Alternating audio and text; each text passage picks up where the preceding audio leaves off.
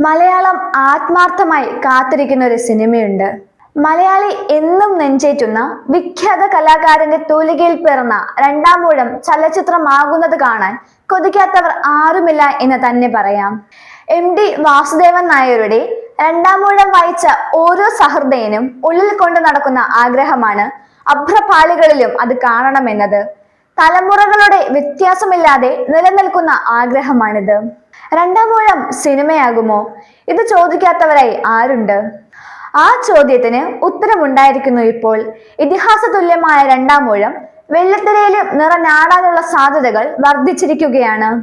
2026 രണ്ടാമൂഴം ആസ്പദമാക്കിയുള്ള ചിത്രത്തെക്കുറിച്ചുള്ള ഔദ്യോഗിക പ്രഖ്യാപനം ഉണ്ടാകുമെന്ന് MD വാസുദേവൻ നായരുടെ മകൾ അശ്വതി നായർ അറിയിച്ചതോടെ സാഹിത്യ കുതുകികളായ സിനിമാ പ്രേമികൾ ആ ദിവസത്തിനായി കാത്തിരിപ്പ് തുടങ്ങിക്കഴിഞ്ഞു. MD തന്നെ ഇതിനകം തിരക്കഥാരൂപത്തിൽ ഒരുക്കി വെച്ചിട്ടുള്ള കൃതിയാണ് രണ്ടാമൂഴം. അതുതന്നെ ധാരാളമാണ് ഈ കാത്തിരിപ്പിനെ ന്യായീകരിക്കാൻ. പുതുമയുള്ള അവതരണമായിരിക്കും ചിത്രത്തിൻ്റെതെന്ന് അശ്വതി നായർ സൂചിപ്പിച്ചു കഴിഞ്ഞു. രണ്ടാമൂഴക്കാരനായ പാണ്ഡവന്റെ കഥ പറയുമ്പോൾ സിനിമ അങ്ങനെ തന്നെ ആയിരിക്കണമല്ലോ. രണ്ടാമൂഴം സിനിമയാകുമ്പോൾ അതിലെ കഥാപാത്രങ്ങളാകാൻ യോഗ്യരായ നടന്മാർ മലയാളത്തിലുണ്ട്. MD വിഭാവനം ചെയ്ത രീതിയിൽ വെള്ളിത്തിരയിൽ മഹാഭാരത കഥയിലെ ചില കഥാപാത്രങ്ങളെ അവതരിപ്പിക്കാൻ പോന്ന നടന്മാർ മറ്റിന്ത്യൻ ഭാഷകളിൽ നിന്നെത്തുമെന്നും കരുതാം. മലയാള നടീ നടന്മാരുടെ അഭിനയ മികവും മറ്റു ഭാഷകളിലെ പ്രമുഖരുടെ സാന്നിധ്യവും കൊണ്ട് രണ്ടാമൂഴം തിയേറ്ററുകളിൽ ഉത്സവ പ്രതീതി ഉളവാക്കുമെന്നതിൽ സംശയമൊന്നും വേണ്ട. സമർത്ഥനായ ഒരു സംവിധായകനും ഇതിഹാസ തുല്യമായ സിനിമയെ മികച്ചതാക്കാൻ പോന്ന ഒരു ബഡ്ജറ്റും കൂടിയായാൽ രണ്ടാമൂഴം വെള്ളിത്തിരയിലും ചരിത്രം രചിക്കും.